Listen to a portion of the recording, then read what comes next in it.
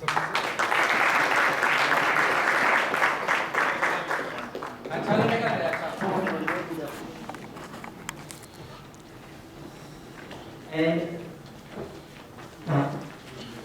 just a small note before we request Shri Keshav Bhujle to take over the proceedings.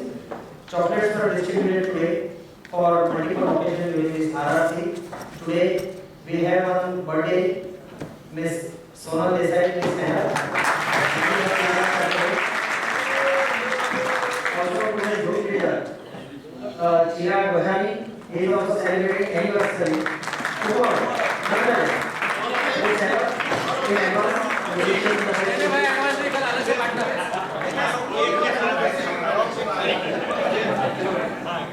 And on 16th, we will be enjoying in absentia Shri Bharat Shora's anniversary. Any other birthdays or occasions, you can always share and we will announce it tomorrow. So we will now over to Shri Keshav Bhujle.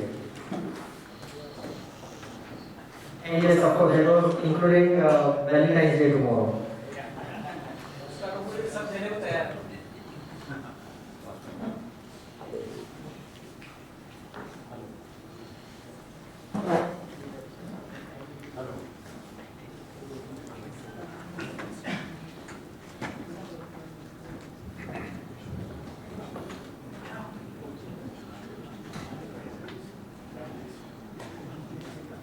Hello. Yes, sir.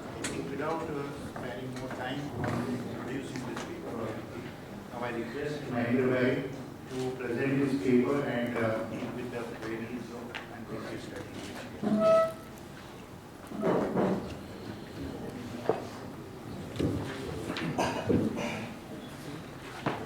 Suresh. Take the work. Real.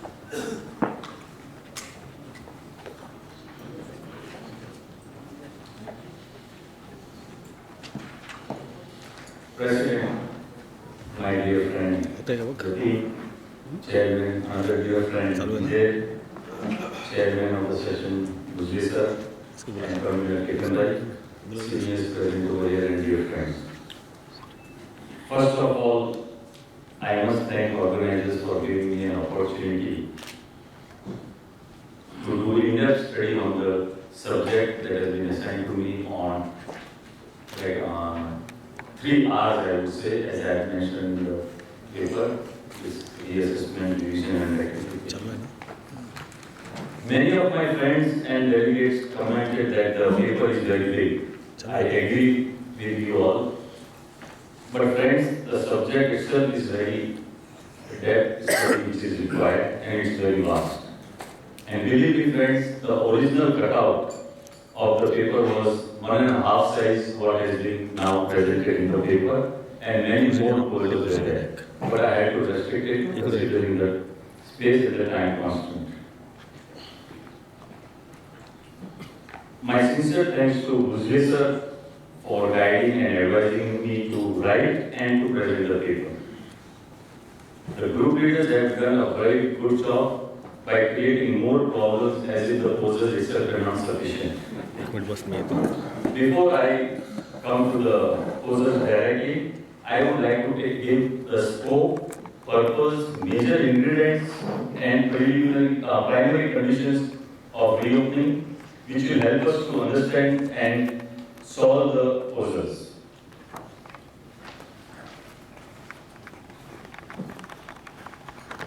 The scope of reopening. I would not, because this is already there available in the paper, but however the main important ones have been brought out by way of the PowerPoint presentation. I shall try to touch briefly upon the scope guidance due to the report under section 292E, not furnished and assets located outside India. Little later, but before that, let us start with the initial discussion, how to understand the amendment which has taken place after 1489, which expands the scope of the word reopening or the reassessment, I would say. With effect from 1489, there is only one condition as against two conditions in the erstwhile section prior to 1489.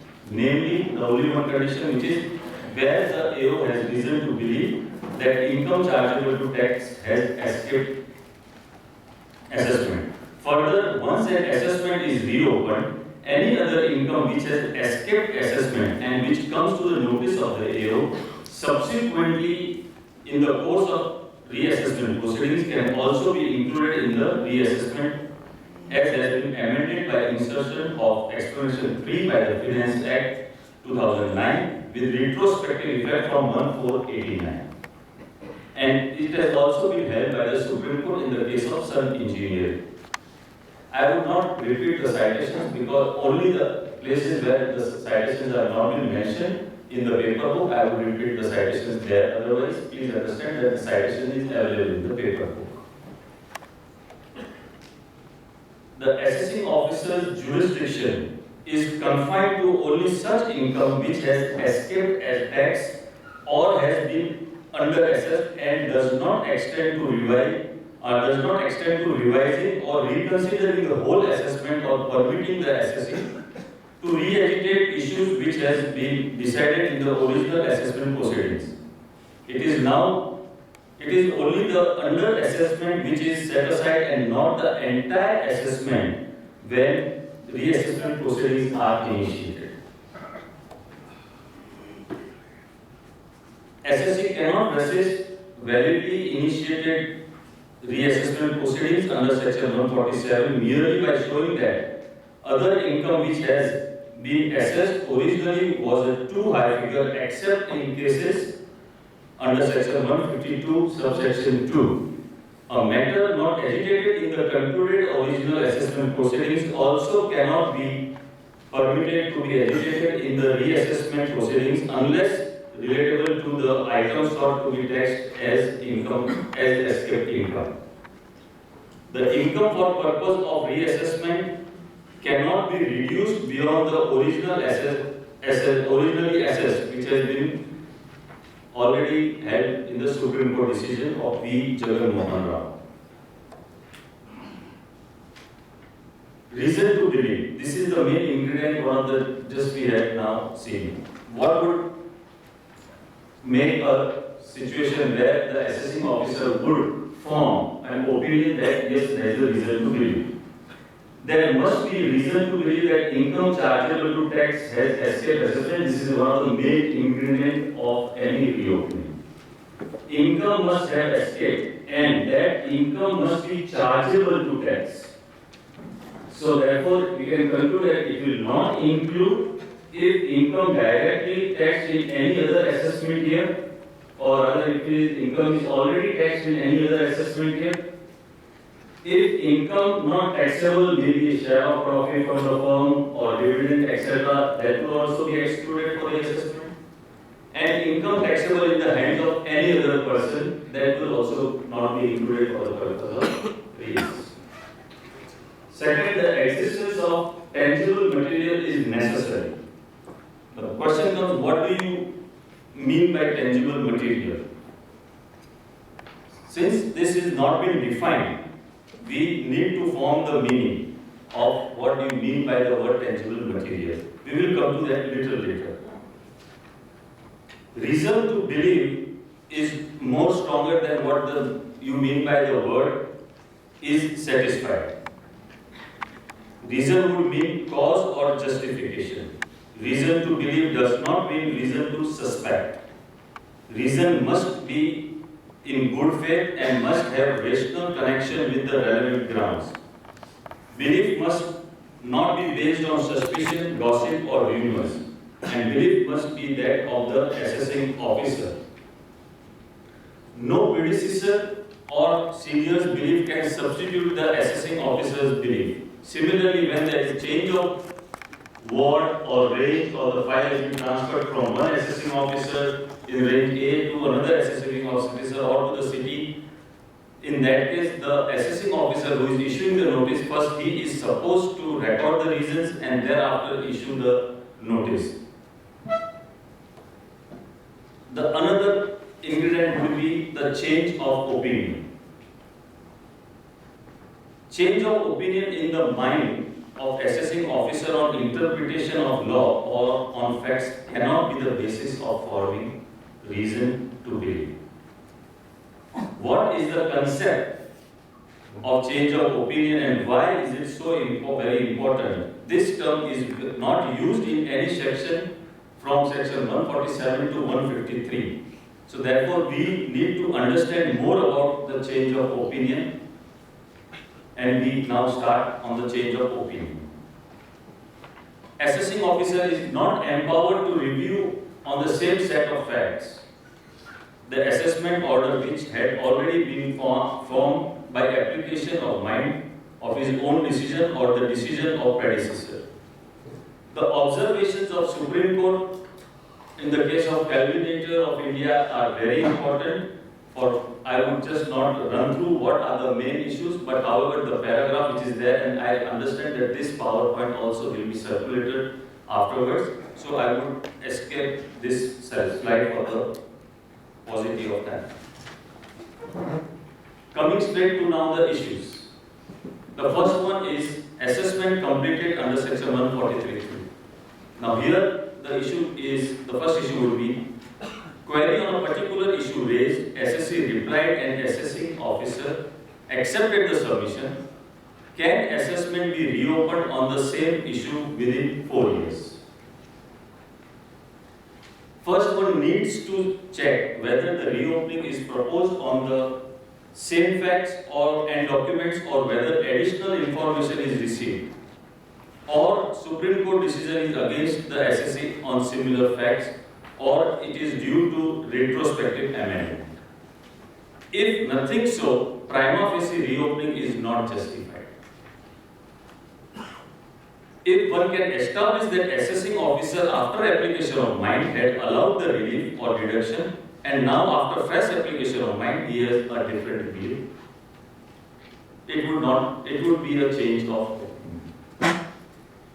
Now in the group discussion we had and we are told that we need to reconcile the decision of Praful Chimanlal Patel and the another decision of Bombay High Court. In the case of Praful Chimanlal Patel, wherein assessing officer had made assessment after considering a particular nature of transaction and not considered as income while passing the assessment order. Court held that the word escape assessment are apt to cover the case of discovery of mistake in assessment caused by either an erroneous construction of transaction or due to its non-consideration of transaction. Such income had been made a subject of excessive relief as per explanation 2C, which is on deemed escape income, and the High Court, Gujarat High Court, held that the reopening is valid. That is in the case of Praful Chimanlal Patel. Similarly, in the case of IPCA Laboratories, the Bombay High Court, wherein original assessment deduction under section 80 HSC was reduced as compared to the claim made in the return of income. Thereafter, assessing officer felt that still excess deduction or relief was allowed under section 80 HSC and applied again the same explanation 2C, it was held that reopening is valid. So considering both these decisions, one feels that yes, it is, though it may be a case of reopening, however, because the income has escaped assessment and applying the deeming provision, it was held that the reopening is valid. In my view, and after reconciling the decision which are against the SSC, that is Praful Patel, and in the case of Praful Patel, if I have to apply then reconcile, in Praful Patel, erroneous construction of transaction was treated as a reason to believe. I can still understand that non-consideration of a transaction be debatable, but and in the case of IPCA, after deduction of 80 HSC is considered in the original assessment and allowed, AO reviewed the same and wanted to disallow the deduction. So as per Calvinator of India Limited Supreme Court, this would amount to be a change of opinion and assessment cannot be reopened. And in any case, in calculator Praful C. Patel is already considered and the IPCA, that is Bombay High Court, was also prior to the calculator Supreme Court. Therefore, the answer to this poser would be no. The second one is, will it make a difference if assessment is reopened beyond 4 years? What cannot be reopened within 4 years also cannot be reopened beyond 4 years. So that the answer is very simple to read. However, assuming SSC is not able to establish that there is a change of opinion, if he can establish that for the reason recorded SSC had made full and true disclosure, still no reopening can be made. The next poser, where the relevant material was available on record but assessing officer failed to apply its mind, and that material is making the assessment making the assessment order. Whether the AO can take recourse of section 147 for his own failure to apply his mind on the material which according to him is relevant and which is available on record. This is the poser. The issue is that if material which was available on record while assessment was made was inadvertently excluded from consideration, can it lead to reason to believe that income has escaped assessment? Can it be said that this amounts to reopening of assessment merely on the basis of change of opinion? If yes, reopening is not justified. But the records which were inadvertently not considered by assessing officer, can it be held that he had formed an opinion? Can it be said that explanation 2C will apply, and unless there is some evidence to show that the relief is allowed after application of mind, it will not be case of change of opinion. There will be a difference between a case where a query is raised by the assessing officer which is replied to by the assessee and with supporting evidence or material, but the opinion of the assessing officer on the assessee's reply is not recorded in the assessment order, and a case where even without a query from the assessing officer, the assessee voluntarily discloses full and true particulars necessary for his assessment, which are not referred to in the assessment order, and the opinion of the assessing officer has not been expressly recorded therein. The distinction cannot be made that in a case the assessing officer has manifested his intention to examine the matter by raising a query, and in a case wherein he has not even done that. The question is whether the assessee fulfilled his duty of disclosing fully and truly all material particulars and primary facts necessary for the assessment of his income.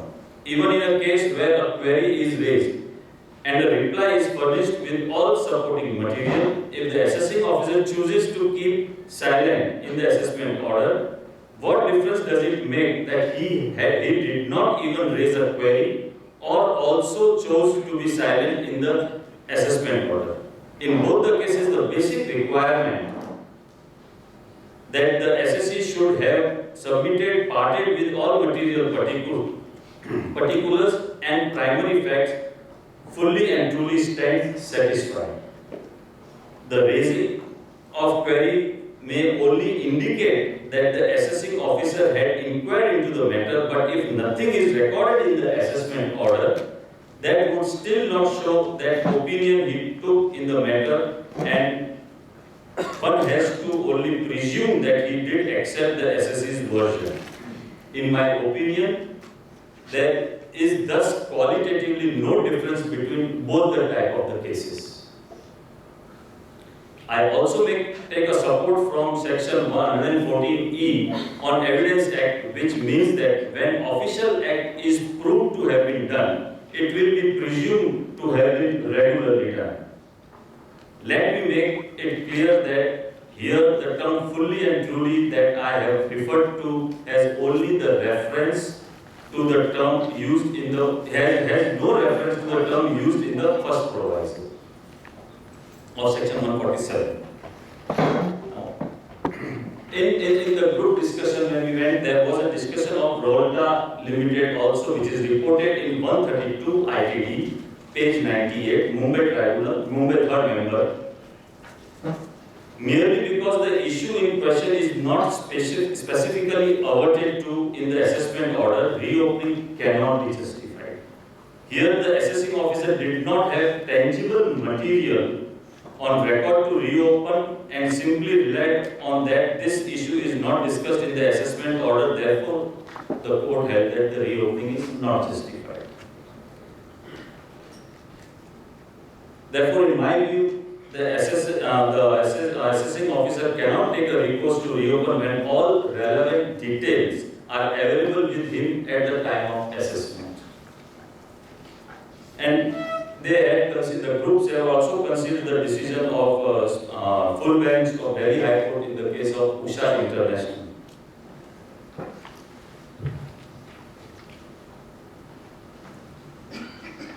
The next issue is assessing officer has granted benefit or allowed relief based on certain facts and findings during the assessment proceedings. The succeeding assessing officer felt that certain conditions are not satisfied and the benefit granted should be withdrawn. Would this amount to a change of opinion and the reassessment proceedings can be initiated? That's the issue before us. Here, I have also compiled with the case study 2, which is directly relevant to the issue over here. So we will not take case study 2, we will rather take the case study 2 over here. Friends, the analogy of this case study 2 poses.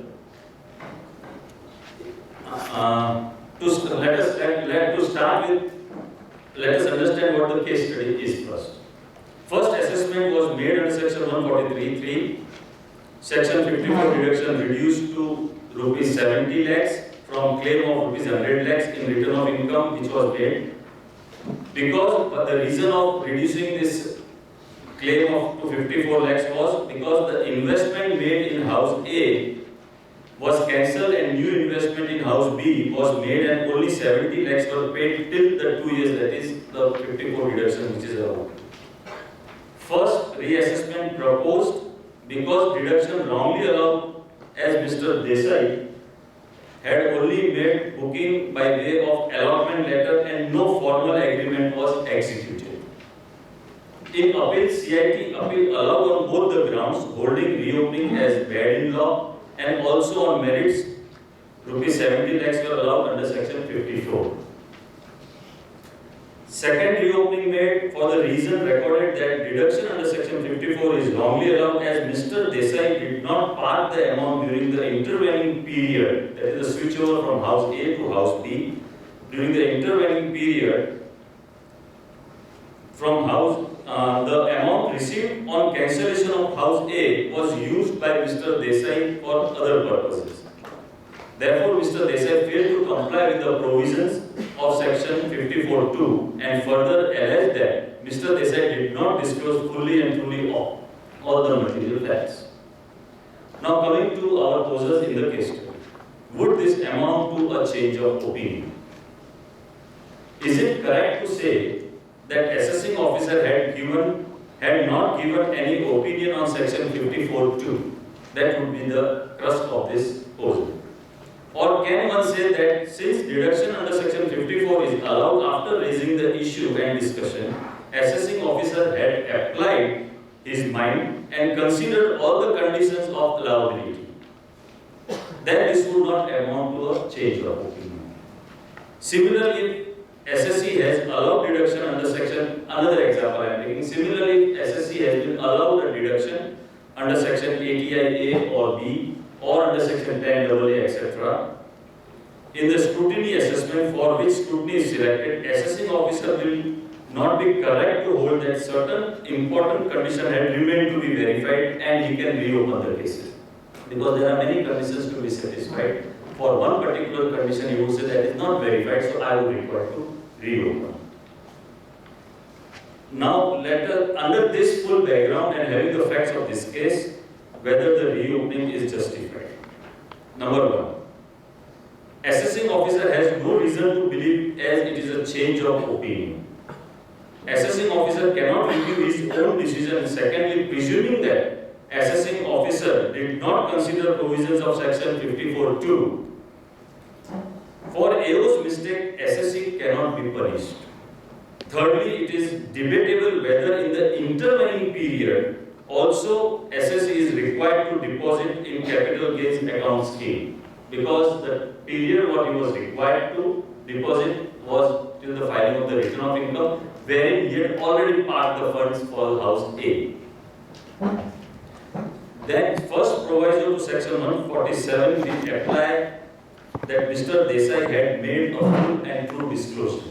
So that is the second reason where the reopening would not be justified. And above all, which I thought that one of the group leaders would definitely discuss, but none of them made this finding, and that is, where is the income which has escaped assessment? Already in 143.3, the deduction was not allowed, and what the AO ultimately wanted to do, for another reason also he wanted to disallow. So where is the income that has escaped assessment, which is the starting or the trigger point? So for all under these circumstances, I would say that the reopening would not be allowed. The other proposal is whether intimation under section 143(1) is an assessment. Now we need to answer this question keeping following things in mind. First, originally if you see friends, we had 143(1) and now we have 143(1)A. This section has undergone a change since 1/4/2008, and for 8 times it has undergone a change. And one of the reasons of these changes is due to the change in the technology and the procedural part that has been changes taking place very rapidly. What can be now under section 143(1)A, only 2 adjustments are permitted: any arithmetic error or an incorrect claim which is apparent from any information in the return. So if there is any arithmetical error or incorrect information in the return itself, in such cases these adjustments are only permitted. So only 2 conditions. All returns, now the present scenario, all returns are processed and intimation is generated by CPC where no human intervention is involved. Thirdly, provisions of section 143(2). We will analyze that also, qua 143(1). And fourthly is the judicial pronouncements. Now provision of 143(1) allows only 2 types of adjustment which we have just now seen. One group rightly pointed out regarding 143(2) provision which says AO shall serve a notice reporting. AO shall serve on the SSE a notice requiring him to attend or produce. The word here important is the AO shall serve on the SSE. Now, as per the provisions of section 143(2), I have 2 categories. One was which was prior to 31st May 2003, where AO has reason to believe that any claim could be which is escaped assessment, etc. And after 1st June 2003, AO considers it necessary, so the wordings have undergone the change. Prior to 31st May 2003, that is the earlier part, the wordings and scope was the same as mentioned in clause B of explanation 2 of 147. Now the scope is wider, the wording reason to believe is deleted, and to ensure that SSE has not paid tax, the tax has been inserted. Therefore, we can conclude that the scope in explanation 2B to section 147 is narrower compared to section 143(2) notice. Now let us examine the impact of the word AO shall, which we had initially, the word shall. There would be 2 interpretations. One, that if assessing officer finds that SSE has underpaid the tax, assessing officer shall issue notice under section 143(2). Secondly, it is mandatory for the we can understand that it is mandatory for the assessing officer, in case there is underpaid of tax by the SSE, he shall issue the notice. That means he has to mandatorily check the returns and form an opinion that whether there is under tax paid or excessive loss or understated income. Now, in all fairness and looking at the procedure for filing the return of income, processing of returns by CPC, etc., I would go with the first interpretation that if assessing officer has selected the case for scrutiny, he shall issue the notice under section 143(2), and it will not be interpreted that since notice under section 143(2) is not issued, assessing officer has taken the opinion that the return of income filed does not fall in the category of underpaid tax. Now coming to the judicial pronouncement to reconciliation. The landmark decision, and as I have been told that we need to reconcile with the Supreme Court decision of Rajesh Jawahar, which concludes that, I am talking about the straight conclusion part of Rajesh Jawahar, intimation under section 143(1)(a) cannot be treated to be an order of assessment, and as there being no assessment under section 143(1)(a), the question of change of opinion does not arise. I understand that the department squarely wants to apply Rajesh Jawahar if reopening is under section 143(1) or 1. It can only be applied where the argument is on account of change of opinion, and Supreme Court has concluded that there being no assessment under section 143(1)(a), the question of change of opinion does not arise. But there are other conditions also to be fulfilled if the provisions of 147 are to be applied, and the foremost being reason to believe that income has escaped assessment.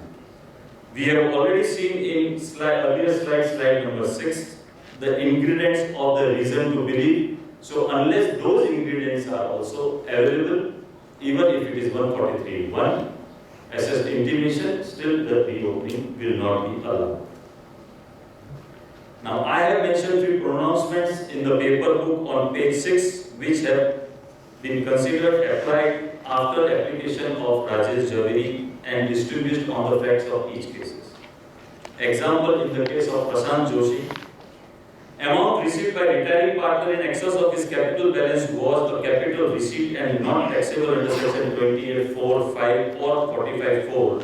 Therefore, no basis of belief was found, and that's why it was distinguished with Rajesh Jawahar. Similarly, in Bapalal or Sarthak, proper reasons not assigned for issue of notice under section 148.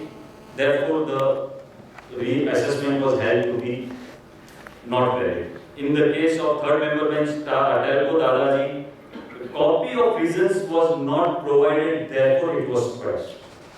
Not because of it was an intimation only, that's the reason that it was squashed. Therefore, the participants are advised to read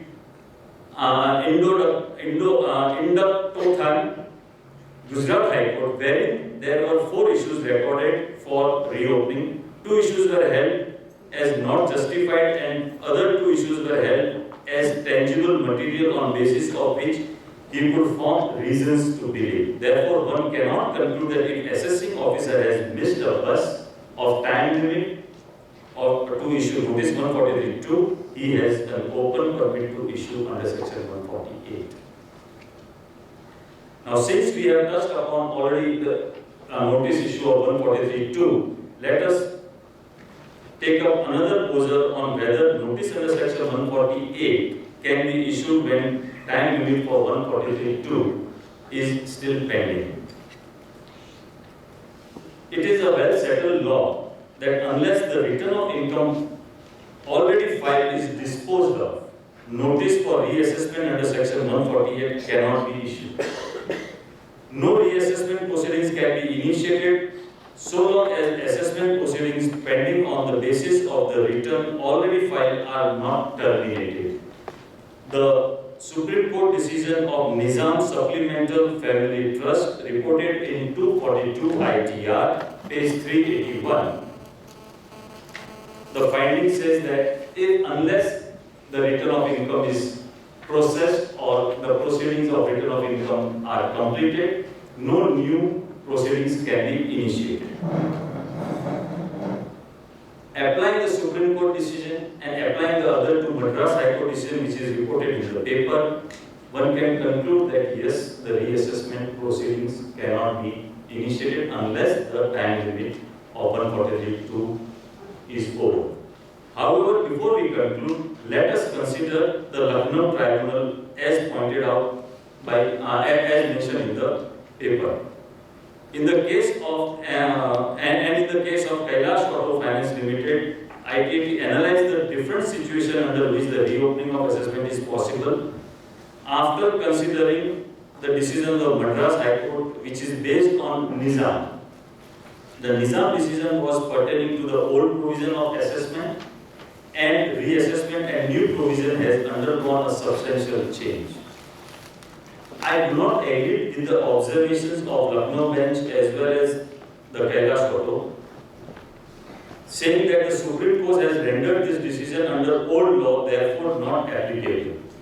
But however, in these decisions of Lucknow bench, the two important points emerges, which are, as per clause B of explanation 2 to 147, which says, where return of income is furnished but no assessment has been made, and B, therefore once intimation of section 143 is issued or where no refund or demand is to be raised, the acknowledgement of return of income becomes the intimation. Then the proceeding initiated by filing the return of income is presumed to have been completed. Therefore, there is no ongoing parallel assessment proceedings pending and no condition laid down in section 147 to 153 on reassessment are violated.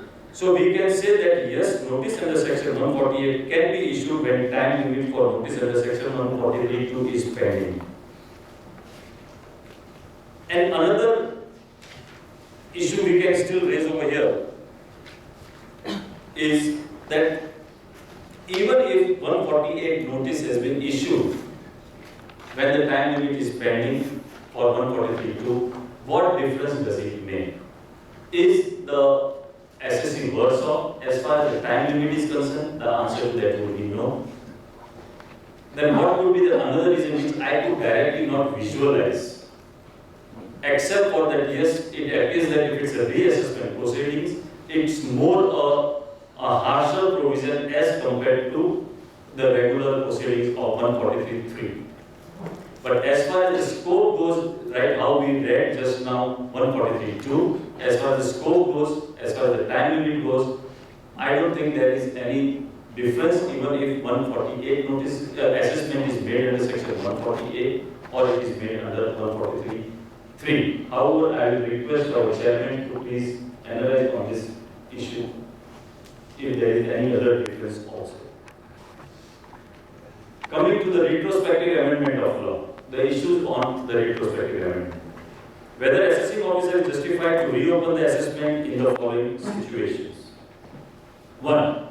Where, for the sake of convenience, as per the paper book, I have taken this B part I have taken for earlier.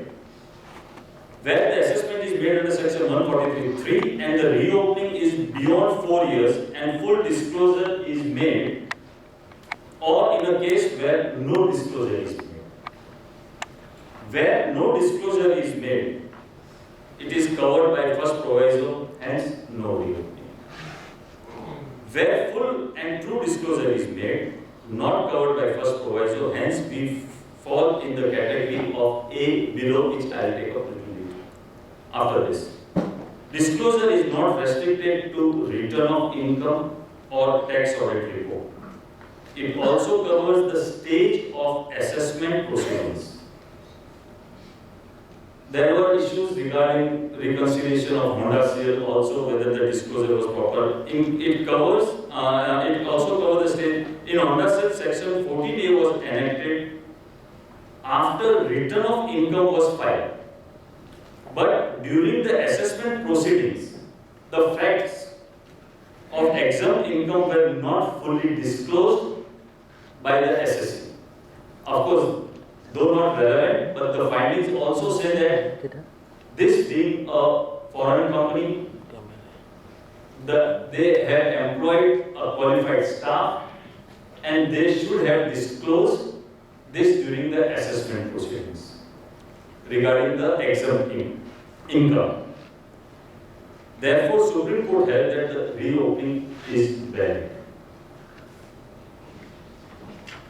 Now, in a case where assessment is made under section 143.3 and relevant claim was considered during assessment proceeding and the reopening is within 4 years from the end of the relevant assessment.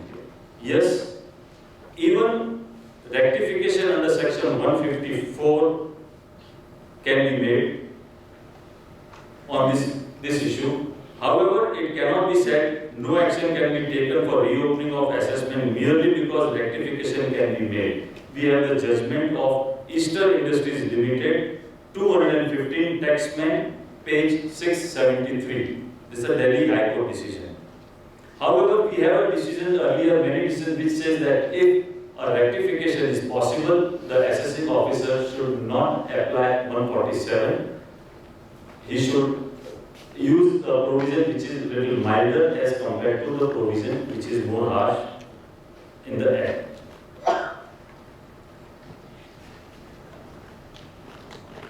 The next proviso where no assessment is made under section 143.3 and the reopening is within 4 years from the end of the relevant year assessment year, or in the case where reopening is beyond 4 years. In both cases, reopening will be justified, of course, subject to the reasons to give. Where CBDT circular, which was available at the time of original assessment but remained to be applied by the AO, here, yes, all unanimous groups said that CBDT circular may provide basis for assessing officer to be satisfied that income chargeable to tax has escaped assessment. However, that does not amount to a tangible material required for assessing officer to hold a belief that income chargeable to tax has escaped assessment. Now, effect of decision of jurisdictional High Court and Supreme Court. Decision rendered by the Supreme Court is the law of the land. The judgment rendered by Supreme Court is an expression of opinion on the interpretation of statute. It means that the law was existing on the day of application and the correct position of law has been interpreted now by the Supreme Court. It constitutes the material to form belief that there is an escaped assessment and to reopen the proceedings under section 147. The situation is going to be debatable in case of jurisdictional High Court. Similarly,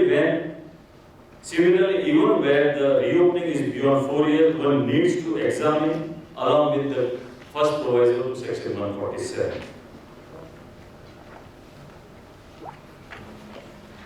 Coming to that proviso of coming to full and true disclosure, along with that we take up the explanation 1 also on 147. Few instances relating to full and true disclosure and non-disclosure are available on page number 10 of the paper book that I think one must go through. And similarly, certain tips to meet the requirement of full and true disclosure is also given on page 11. Now let us go through explanation 1 and then to the proposal. Explanation 1, the proposal is whether explanation 1 to section 147 have an effect of enlarging the section by casting a duty on the SSE to disclose inferences. As per the group, majority of the group said that yes, it enlarges the provision. It enlarges the section saying that one, rather than the proviso what is given, because of the explanation, it enlarges. To the extent the material facts are disclosed, it will not have any impact. For example, if a list of loan along with the grouping of balance sheet is given, but a list of new loans or additions to new loans were not submitted unless given in the tax audit report. So that would be the distinction. The second one would give that yes, an inference can be drawn that a new loan has been accepted during the year, whereas just by simply giving the list of loans, no inferences can be drawn, and that cannot lead to a full and true disclosure.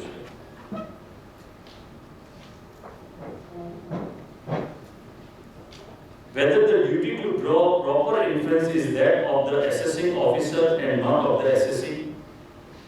Yes.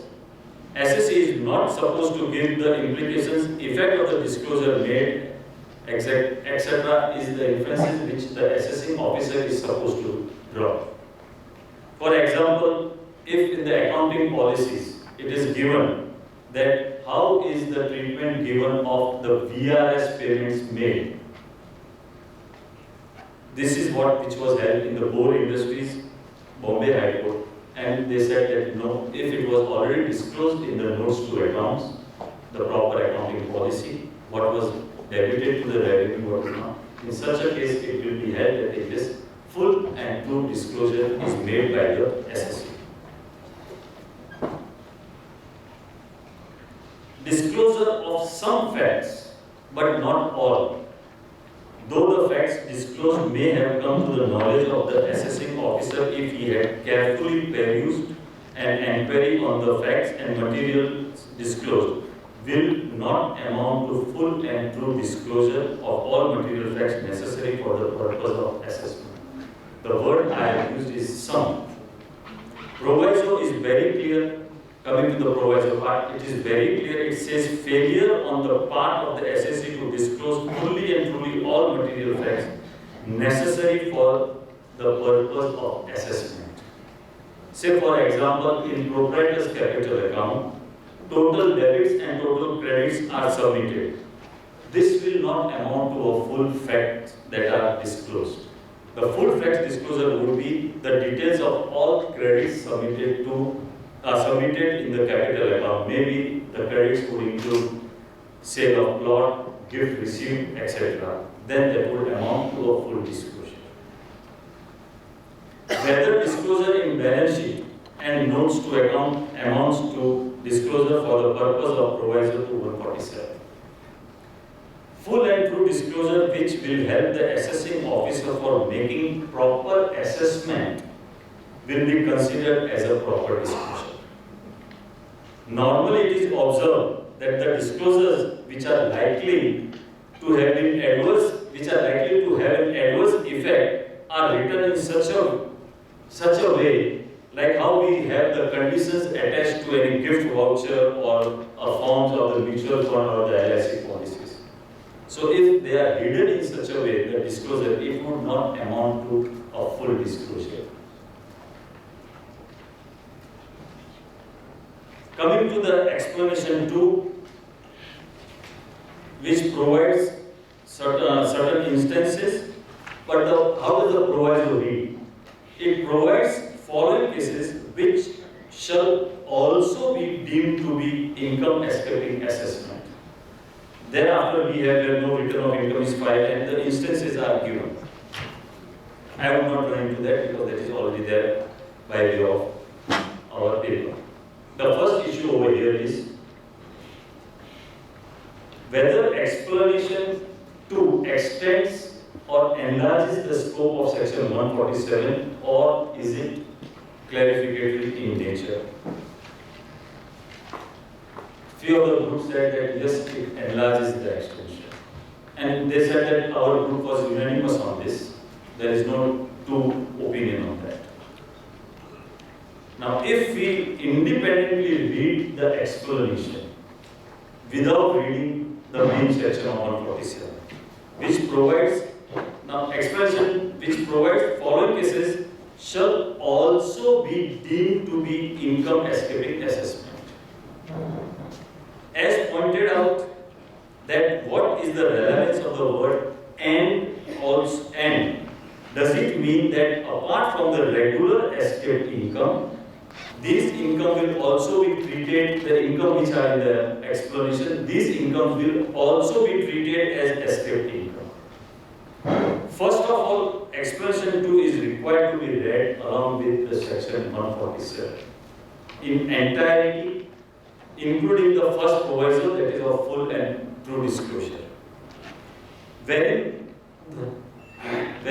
the Bombay High Court very clearly has explained in the case of both industries that it cannot be excluded for the purpose of 147. Independently, it cannot be read. It has to be read along with 157. That means that the condition which we initially went through our earlier slides on reason to believe, including change of opinion, is of no use.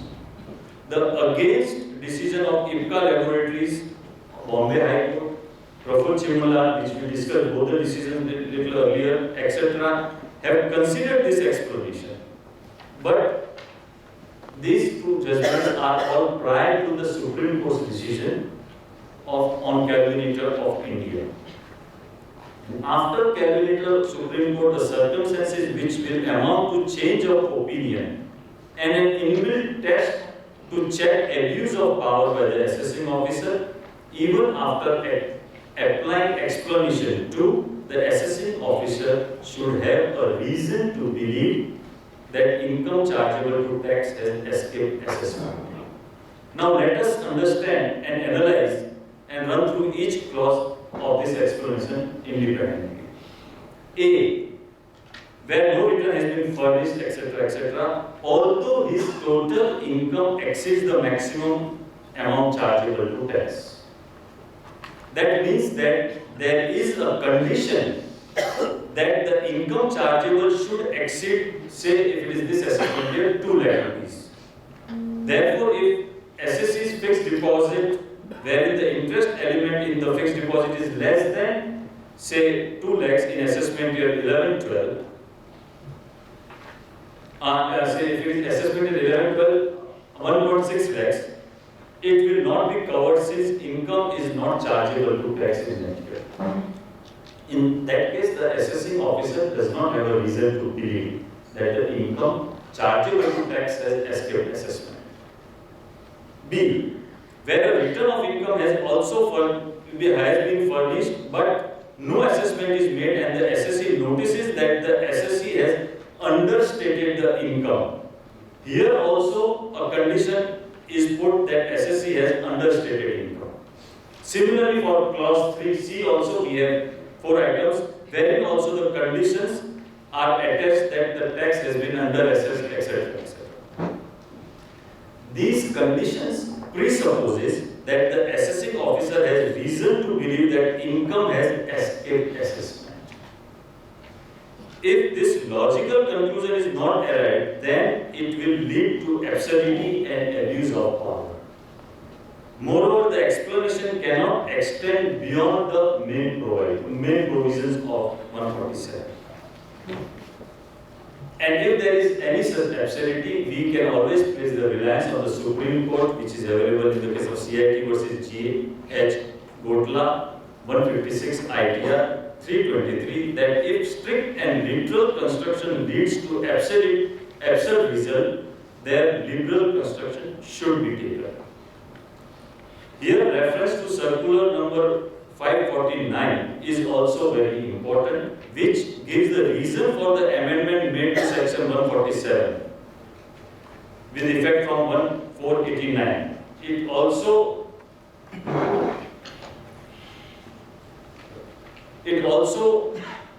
and it is the relevant portion of the circular. I will not run through, but it mentions that to allay these fears regarding the reopening, to allay the reopening fears or to review the same assessment order, to allay these fears, the Amending Act 89 has again amended section 147 to reintroduce the expression "has reason to believe" in place of the words "the reasons to be recorded by him in writing" is of the opinion. Other provisions of the new section 147 will however apply.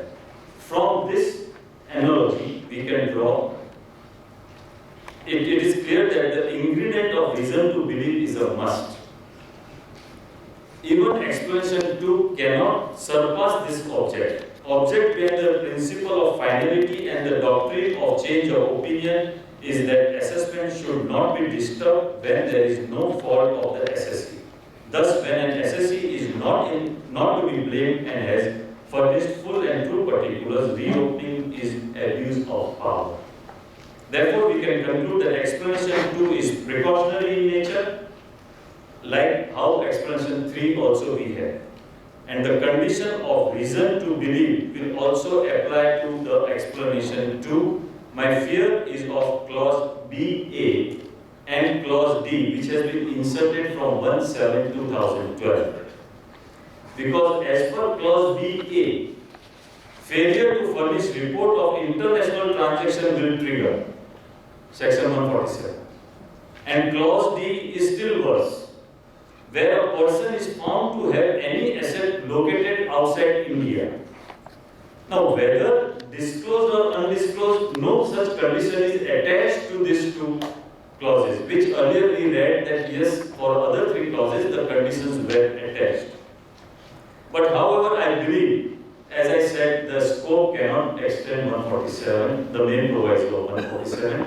The courts will read down this and interpret accordingly.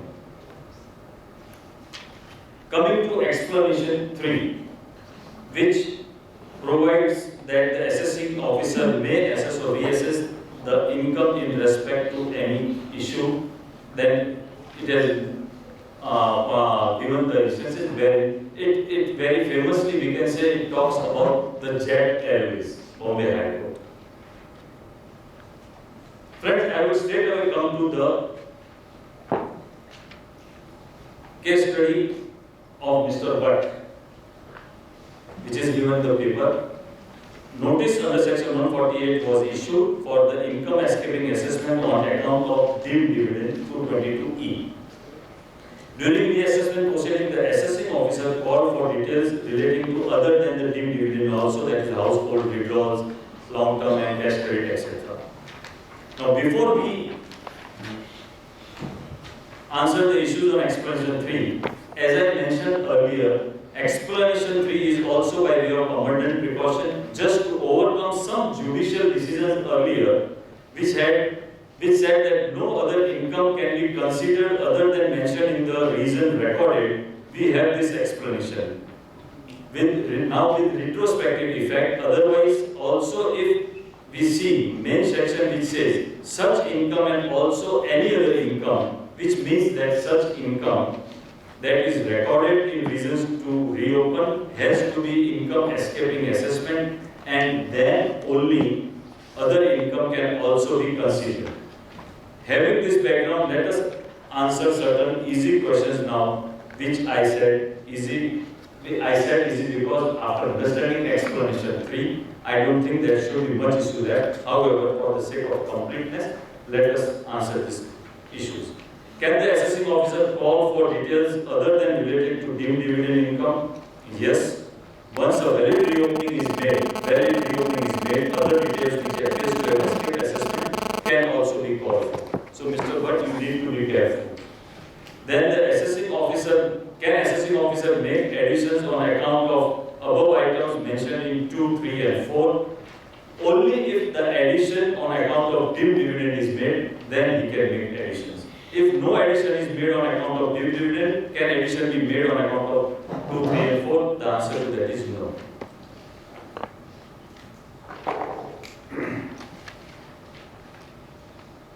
Now, reassessment is for the benefit of revenue only, which I think there is no issue as such on that.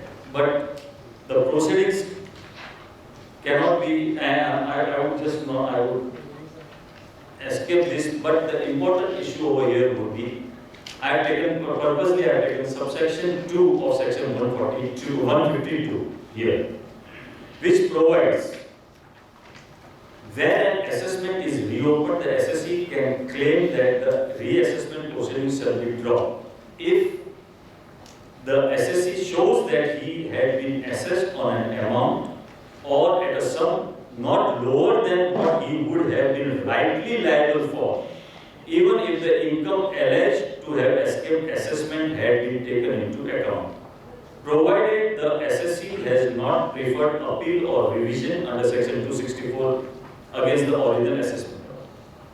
We have the issue over here which says whether relief to the SSC can be granted on issue which is evident but which is not the subject matter of reopening, and simultaneously addition are made on reasons recorded for reopening if a total assessed income after reassessment will be less than the original assessed income.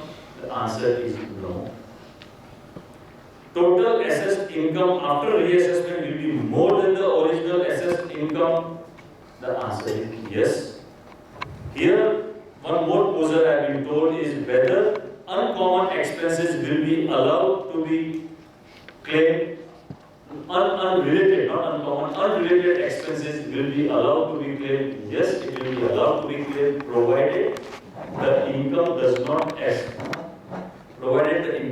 not reduce than what has been assessed.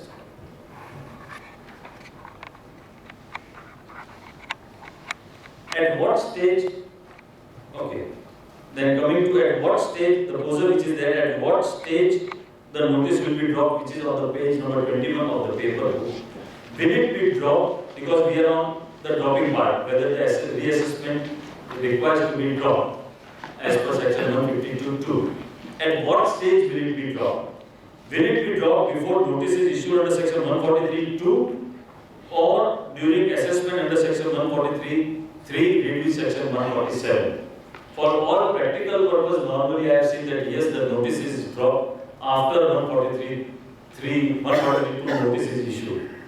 But in my view, it should be dropped earlier, before the notice is issued under 143, because he does not, as per section 152(2), the reopening is not required to be done if he fulfills the conditions as given in 152(2).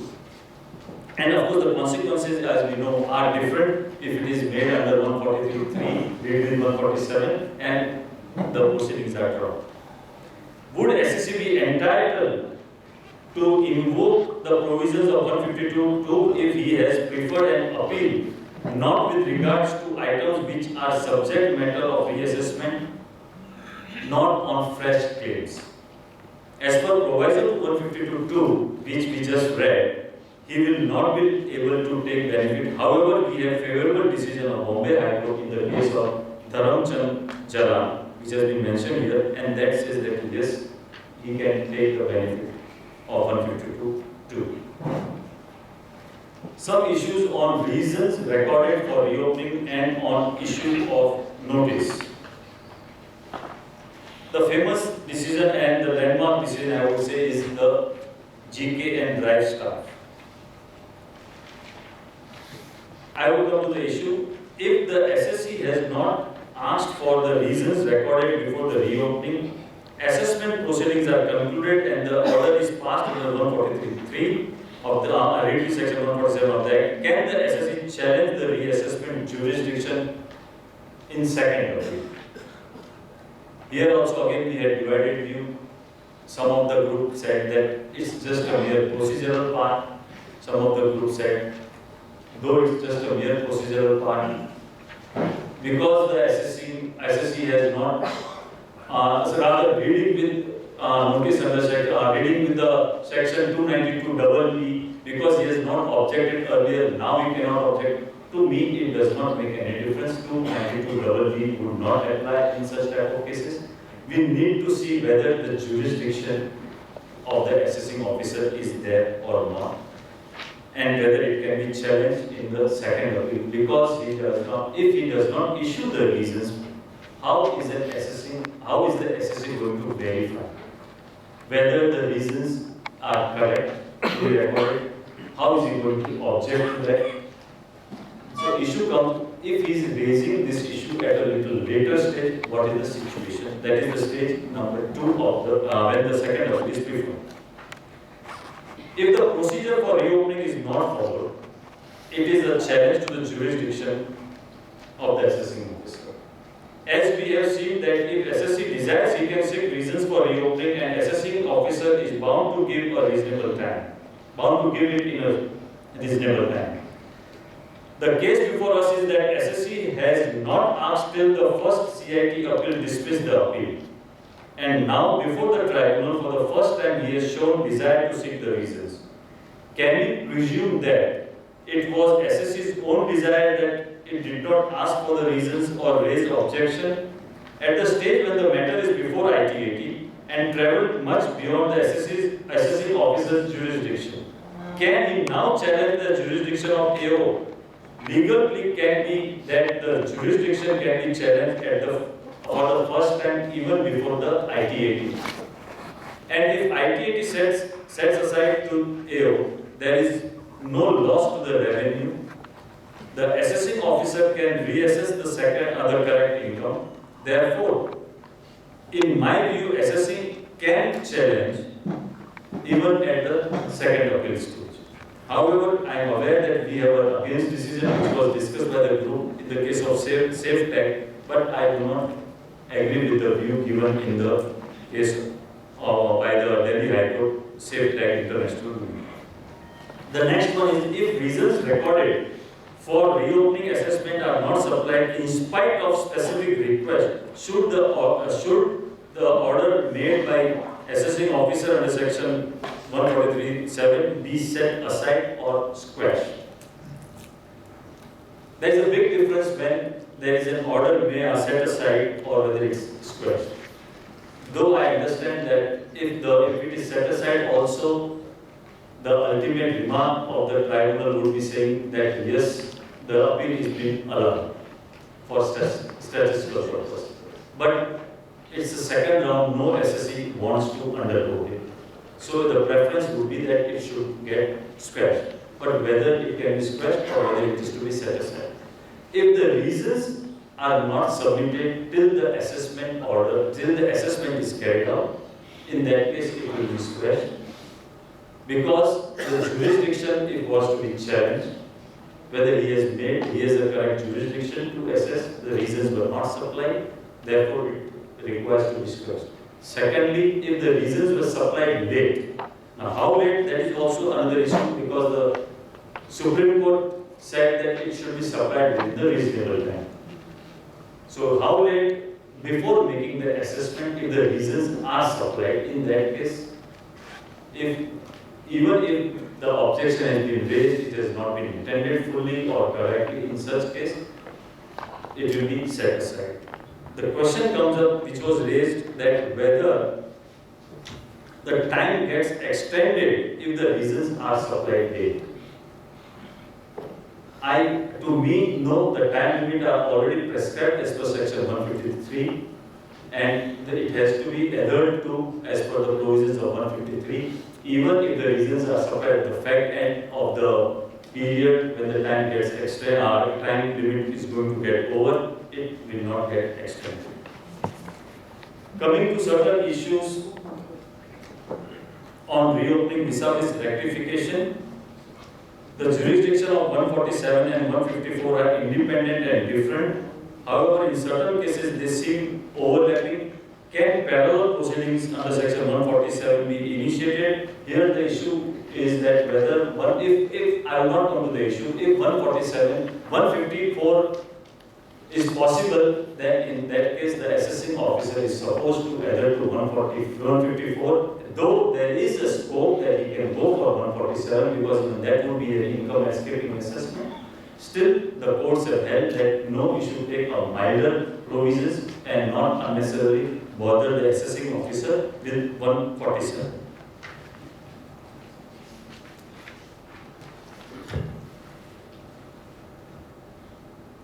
Can a writ petition be filed in case of a jurisdictional error, or is an SSC to explore the alternate remedy? First, this issue I have taken mainly because of the issue that has come up in the Supreme Court very recently in 357 ITR.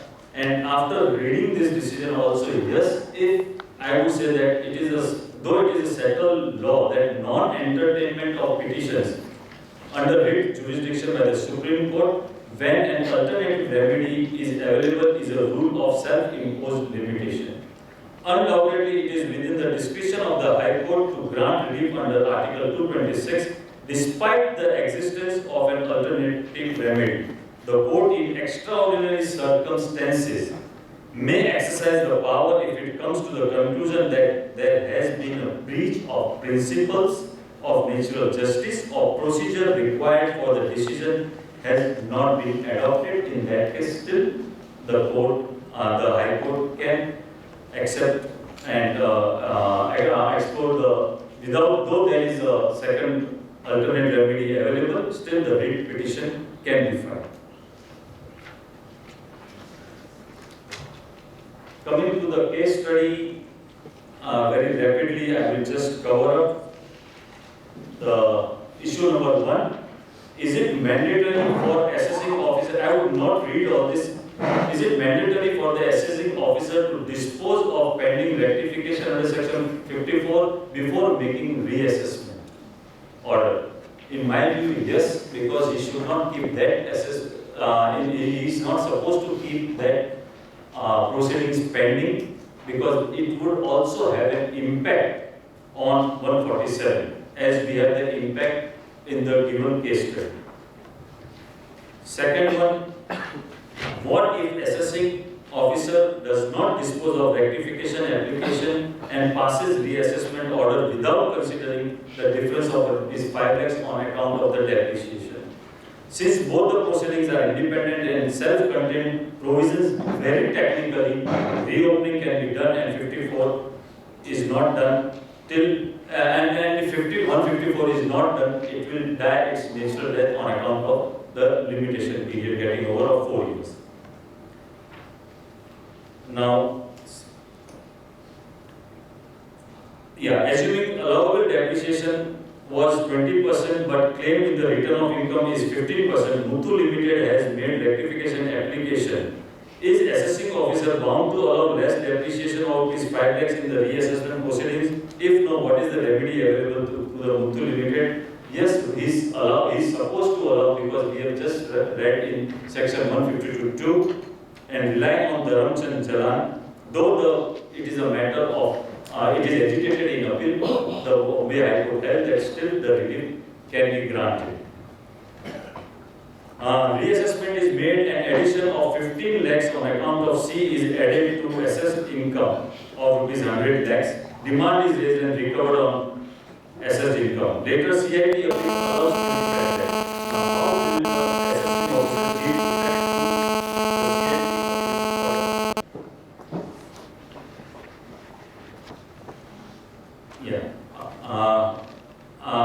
To the CIT appeals order, rectification order, and order under section 263. We need to compute. I will not enter into the how it has to be computed. It requires to be chronologically followed as and when these assessments are done. One requires to be these are to be taken into account, and the effect would be like this. First effect will be assessment income. Assessed income, it should not be assessment income. Assessed income 100 lakhs. Add income escaping assessment on account of C 15 lakhs. On account of excess depreciation 5 lakh. Therefore, the income assessed under section 143, read with section 147 would be 120 lakhs. And the second effect the AO will require to give is income assessed after the revised. After 143.3, read section 147, 120 lakhs, which comes from the first effect, reduce relief allowed by CIT up till 25 lakhs, and on account addition made on account of B, that is the revision, 10 lakhs. So the total assessed income will be 105 lakhs. I would take this as the last case study and wind up for the chairman's remarks. Where Limited, a closely held company who has filed a return of income, assessment was made under section 143.3 and assessment was reopened for two issues, say A and B. Assessment was made, the reason for reopening was A and B. While making the assessment, additions were made on account of A, B, C and D. company agitated in appeal. CIT appeal on technical ground held that assessing officer did not have jurisdiction to reopen assessment, assuming that there is no reason for on account of A and B, no income has escaped assessment, and the CIT appeal allowed the appeal. However, the merits of C and D were not discussed. On receiving the order of the Commissioner of Income Tax Appeal, assessing officer issued notice under section 148 to reopen the assessment made earlier. Assessing officer had reason to believe that income had escaped assessment on account of C and D. Is the assessing officer justified? Here we presume, once a proceeding in respect of an item other than the one mentioned in the notice under section 148 has been taken into consideration and the same is subsequently not upheld in appeal, it is not possible to restart the proceedings in respect of the same item afresh. This is what has been held by Madras High Court as well as by Punjab and Haryana. Does it mean that we can say that the issues which are not adjudicated is not upheld in appeal? In my view, the issues which are not adjudicated in the C and D, the CIT appeal had not adjudicated that, so we cannot say that upheld in appeal. But however, these are the two favorable decisions, and we also have the decision of Bombay Tribunal which is unreported. It's Sun Fasteners Private Limited. Its bench number is ITAT number is 6871 Mumbai 2008, wherein also it has followed the Madras High Court and Punjab High Court, and further it says it is not only to circumvent the illegality committed by the assessing officer in the first assessment proceeding, he has recorded the reasons for initiating second time on an issue which was subject matter of assessment in the first reassessment proceedings. Friends, I understand that I have not been able to do justice as regards the poses that I have raised, for the simple reason that yes, the time. Sorry? So I should complete that. Okay. So here we have an extension allowed by the chairman. But in any case, with this extension, we will be able to complete possibly 147 or sorry.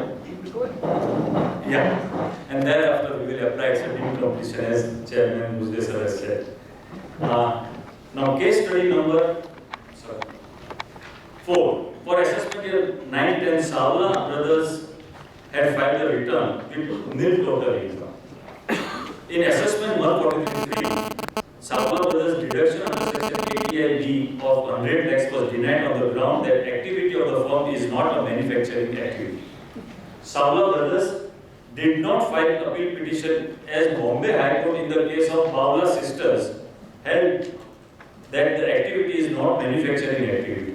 Activity of both Savla and Bawla are the same. Assessing officer had reason to believe that income of Savla brothers had escaped assessment and reopened the assessment. In reassessment, the assessing officer made addition of 20 lakhs on account of cash credit for which it was reopened. Savla brothers filed appeal before Commissioner of Income Tax Appeal against the addition of that 20 lakhs. In the meantime, Supreme Court in the case of Bawla sisters held that the activity of Bawla sisters is manufacturing activity and eligible for deduction under section 80I. The issue is, can Commissioner of Appeal consider the deduction under section 80IB of 100 lakhs, which was not allowed under section 143(3), along with the addition made of 20 lakhs cash credit in the order made under which was reopened. Had the decision of Supreme Court come prior to the reassessment order passed of Savla brothers, he could have made the claim and restricted the 80IB deduction up to rupees 20 lakhs as per the provisions of section 152(2). In the given fact, the Supreme Court order holding that the activity is manufacturing activity is noticed after the reassessment order is made by addition of rupees 20 lakhs. As per section 251, CIT appeal has the power to reduce the assessment. The question comes, which assessment? Is it the original assessment they can reduce, or is it the second, that's the revised assessment? But here the appeal before CIT, appeal is on the reassessment order. And we have seen that reassessment is for the benefit of the revenue. However, CIT appeal should have no hesitation in allowing deduction under section 80IB up to rupees 20 lakhs made on account of cash credit. Alternative remedy, which would be a better remedy, available with Savla Bhujle, is to move petition under section 264. Understanding that the time limit is over, he will have to make request for delay in condonation. And as per proviso to subsection 3 of section 264, Savla brothers should be held as he was prevented by sufficient cause, and the delay in filing should also be condoned, and 264 application should be addressed. Friends, here the issue comes that if the Supreme Court decision which comes against the SSC in some other case, there is a scope for the department to reopen the case, to make a mistake apparent from record and rectify it under section 154. What is the mechanism available to the SSC if the time limits prescribed under section 264 is over? As such, except for the condonation of delay, there is no other mechanism wherein the SSC can move. That's the reason I wanted to raise this as a poser. Friends, as I said, my apologies that I could not do justice to all the poses that I have raised, and I also did not discuss the paper in detail for the paucity of time. I raised the issues and I tried to solve them. I selected the poses and issues which I thought are important and applicable in our day-to-day practice. As the paper itself on 3 R's is not possible, on 3 R's, R means rectification.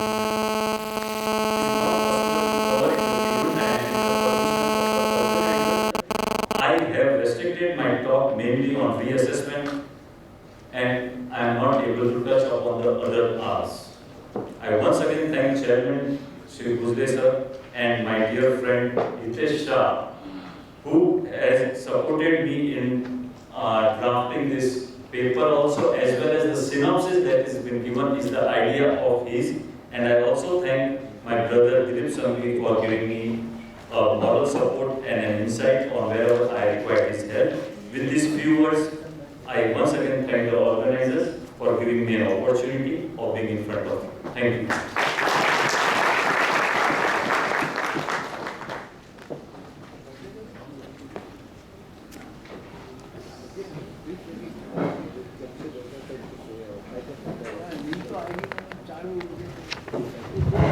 Good evening, friends. At the outset, let me thank the organizers for giving me this opportunity to learn this subject of assessment, revision, and verification with the whatever preparation which Mahendra has done.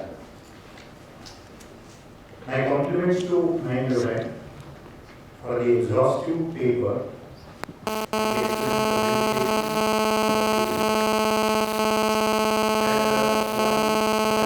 Being said by him, and one can see with all those four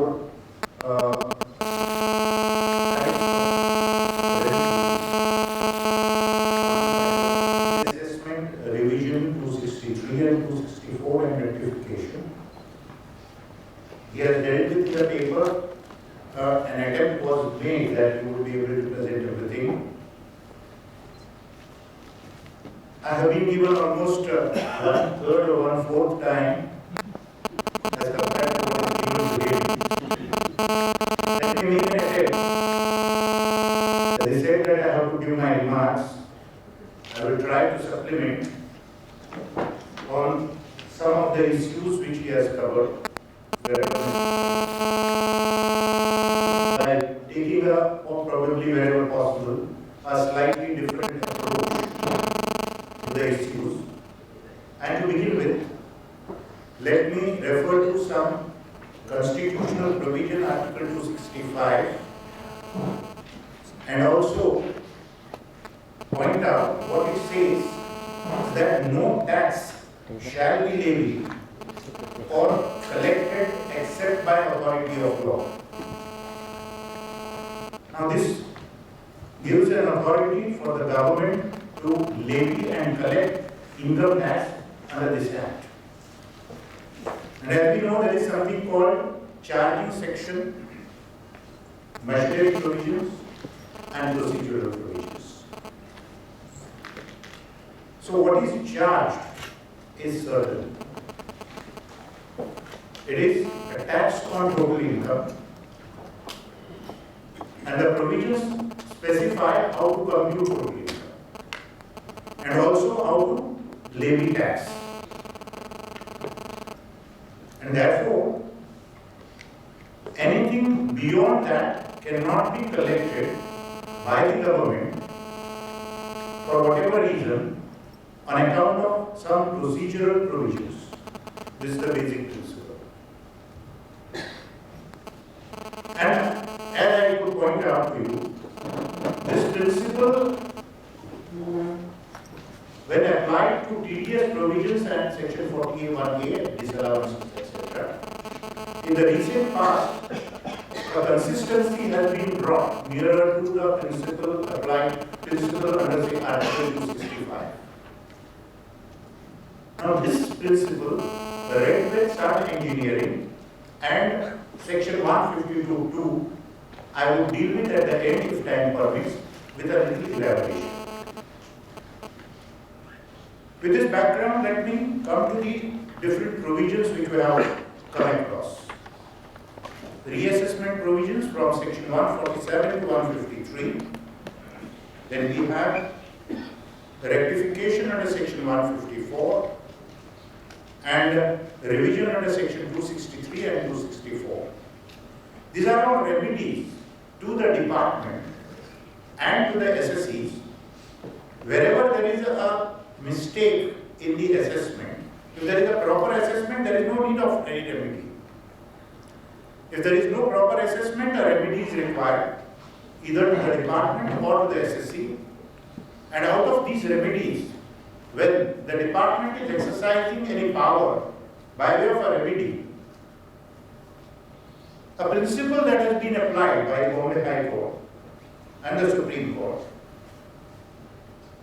is if there are different provisions for the department to exercise, and this is concerning Section 154 and 147 in J.C. Thakkar versus CIT 27 ITR 658 Supreme Court, when one or more modes of the assessment or remedies are available to the taxing authority, the authority must adopt the remedy which is a matter of the least prejudice to the SSE.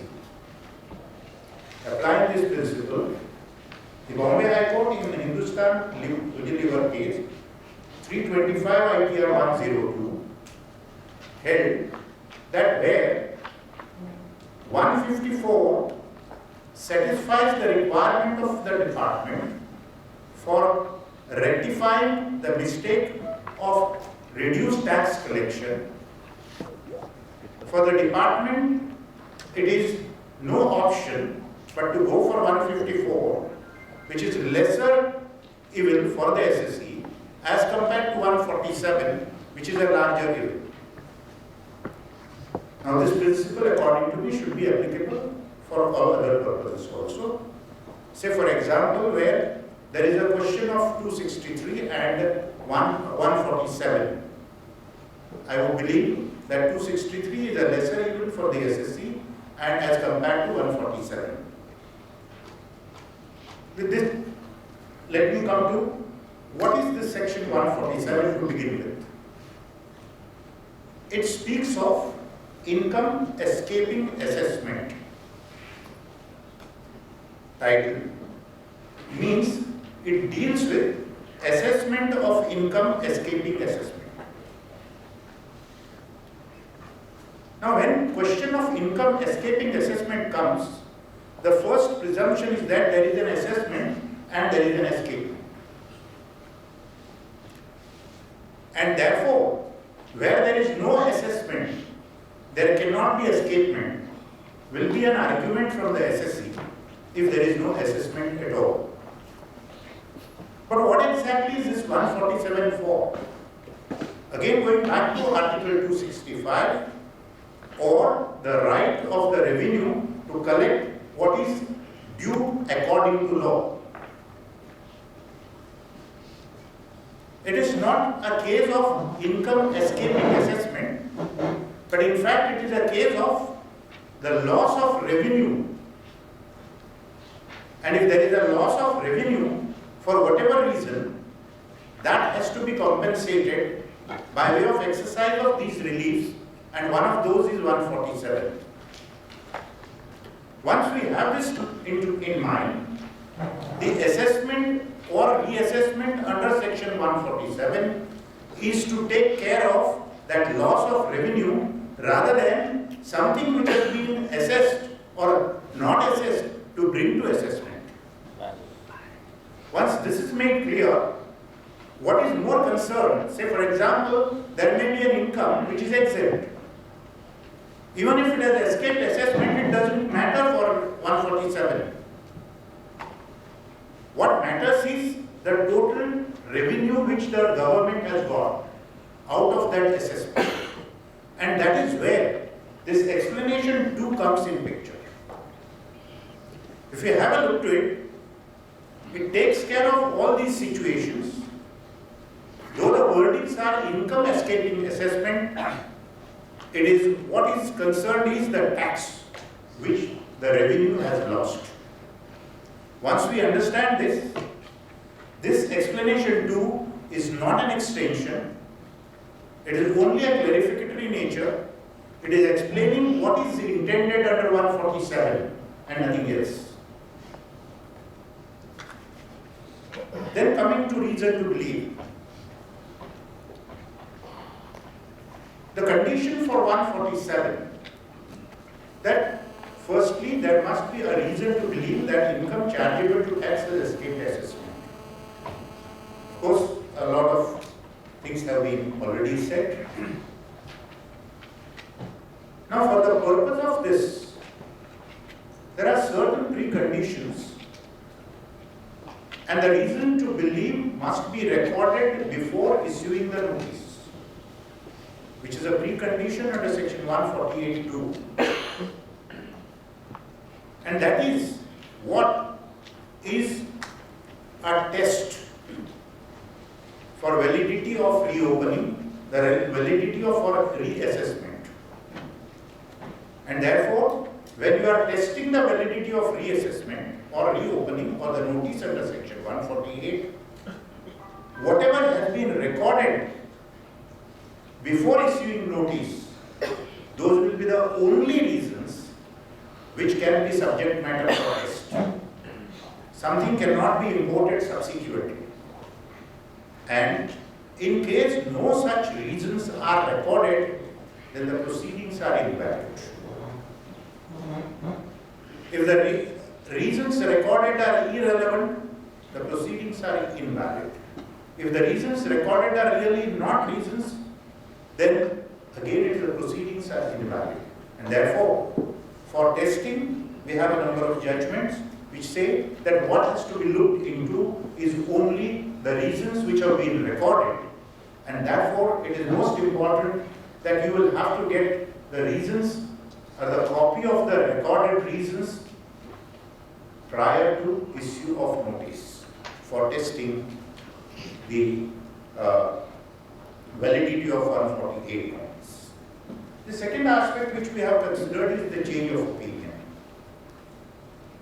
One of the points which the IPCA and other judgments and cabinet judgment, the distinction between the two is after 1489, that change which has come, a view was taken by the Bombay High Court that the concept of change of opinion applies only for beyond 4 years and not within 4 years.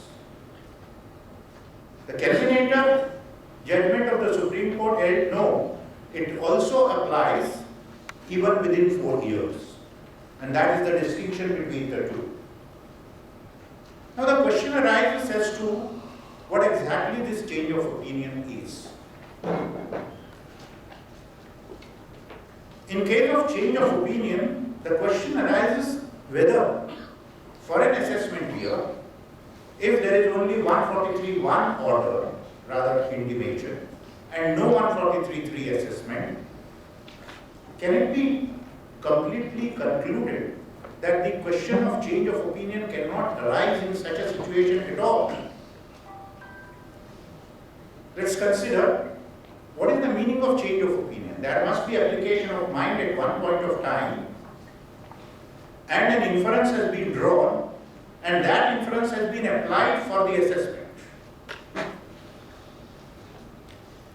Is it necessary that that application of mind must be only for this year, or can it be for some other year? And the facts of this year being similar, we presume that under 143.1, that same mental application has been applied, and therefore if there is a change subsequently, it will amount to change of opinion.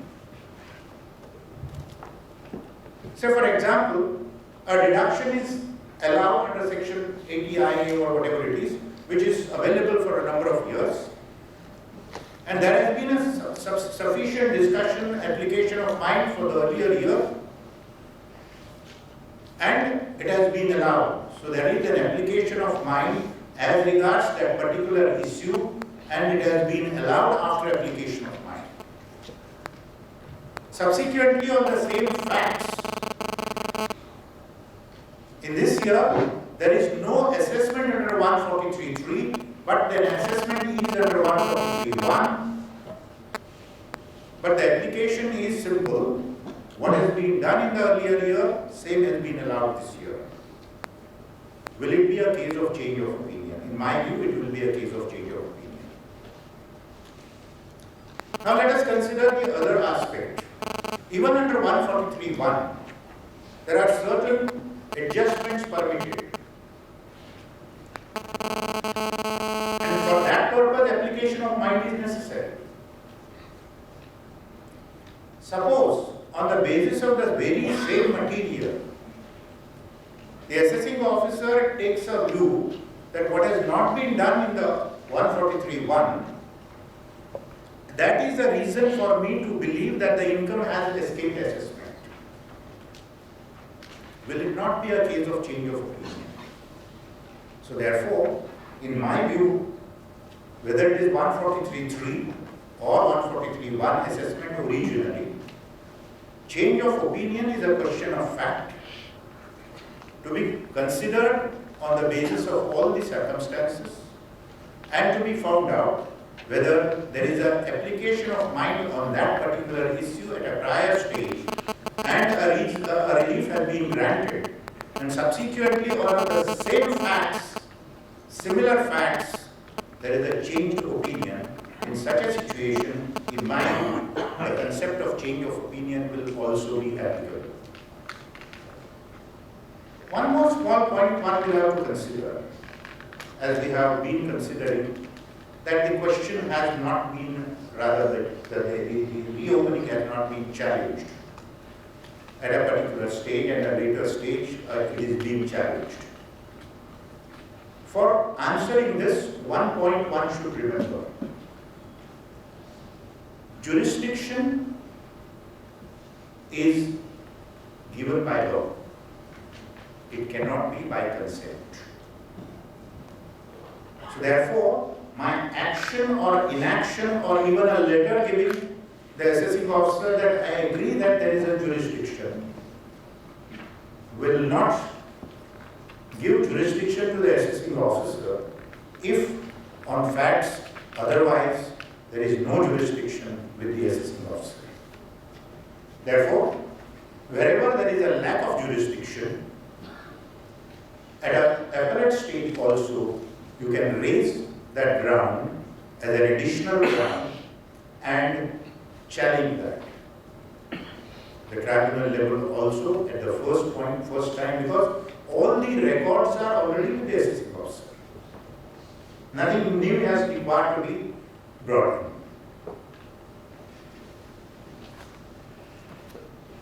Just now I pointed out about that Article 265 or 152 or that some engineering case. I would deal with it if time permits later.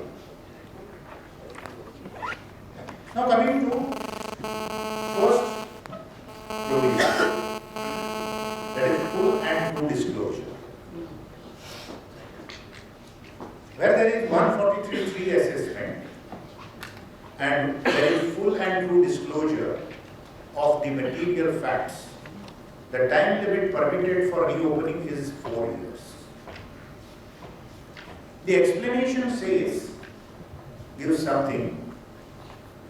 The production before the assessing officer of account books or other evidence from which materials evidence could with due diligence have been discovered by the assessing officer will not necessarily amount to disclosure within the meaning of the following rules. One way of looking at this is, but for this particular explanation, naturally one would have presumed the moment a bulk of documents, bulk of account books are produced and presented before the assessing officer, each and every line, each and every word must be deemed to have been disclosed and addressed. But at the same time, it does not give a presumption on the other side. Therefore, it is a question of fact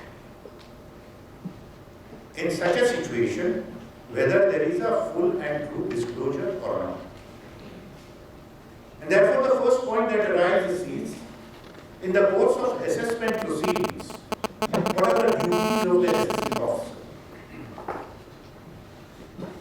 What is that goes to now whatever has been debated is as regards the electronic filing of the return, what are the things goes with the return. Now my question is, if an assessment has to be done, because this is a case where 143.3 assessment has been done. If an assessment has to be done, he first, whether it is electronically given, he may ask you for another copy. Along with that, the basic material, basic supporting material, he asks for. I am considering basic supporting material. The rest of the material, like books, is a bulk. One may or may not go into each and everything out of those books or some of the evidences you might have done. But one will have to find out, firstly, what are the things the assessing officer must go into when he is passing an order under section 143. At least those are fully and truly disclosed. Number two, he gives one list of details, maybe cyclostyle or printed, and you are furnishing it. Can it not be presumed that these are the things which were in case specifically asked? He must have had to. Otherwise, he would not have asked for it. Now, anything which is there in that material, and if suppose you have given a submission or a reply in saying, this thing is on page so and so of the books, or such evidence which I have filed in the bulk, if that is being given, is he not required to look into that particular page of the bulk which you have filed? Can it not be a presumption that he has looked into and therefore this is a case of disclosure of that particular paper? I think such type of issues one will have to consider for the purpose of full and true disclosure, for the purpose of proviso.